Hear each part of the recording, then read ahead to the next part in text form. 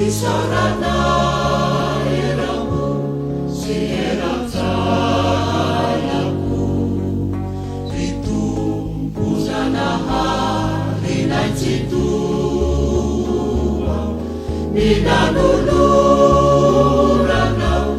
nitenanawanay Niranau su nitete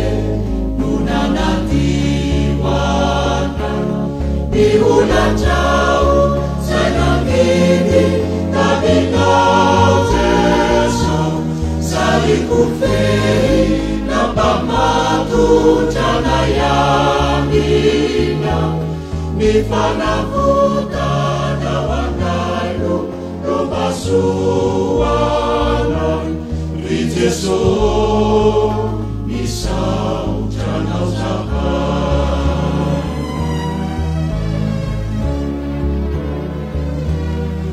Guru-guru mafire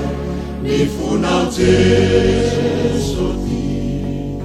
Nanzari tungira nijebukau Nasiunau nijafu Sekenageibe Kapokanu nusutu Nang tokecemale Iulat jauh senangini kami kau Yesus saliku fei nampak matu jana yamina mifana futana wanayu robasuana ri Yesus isau jana usaha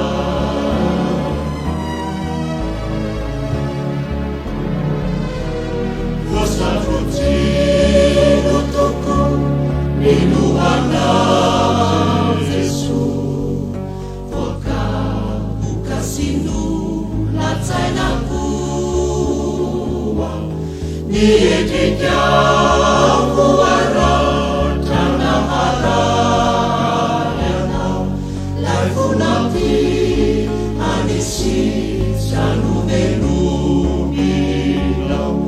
Miulan jauh senangini kami kau Yesus saliku fei nampak matu jana yamina mifana futana wanainu robasuana ri Yesus isau jana usaha Ibulan jana gidita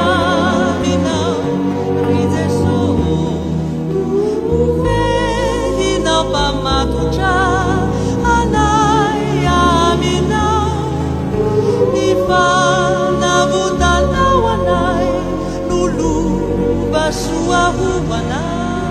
Yesus misau janau tu